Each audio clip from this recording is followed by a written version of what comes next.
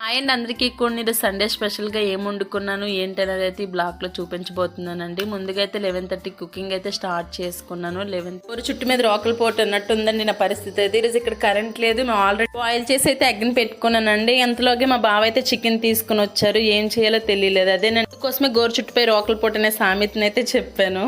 మంచిగా వండుకున్నానో చూసేద్దాం రండి. ముందుగా చికెన్ అయితే ఫ్రై చేసుకున్నానండి. అలానే ఎగ్స్ని కూడా బాయిల్ చేసి పెట్టుకున్నాను.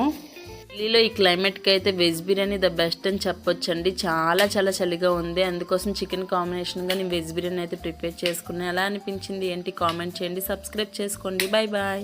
అండ్ అందరికీ కొన్ని సండే స్పెషల్గా ఏం వండుకున్నాను ఏంటనేది అయితే ఈ బ్లాగ్లో చూపించబోతున్నానండి. ముందుగా అయితే 11:30 కుకింగ్ అయితే స్టార్ట్ చేసుకున్నాను. 11 చుట్టు మీద రోకలు పోటు అన్నట్టు ఉందండి నా పరిస్థితి అయితే. ఈరోజు ఇక్కడ కరెంట్ లేదు. మేము ఆల్రెడీ బాయిల్ చేసి అయితే ఎగ్ని పెట్టుకున్నానండి. ఎంతలోగే మా బావ అయితే చికెన్ తీసుకుని వచ్చారు. ఏం చేయాలో తెలియలేదు. అదే నేను కోసమే గోరు చుట్టుపై రోకలు పోటు అనే సామెతని అయితే చెప్పాను.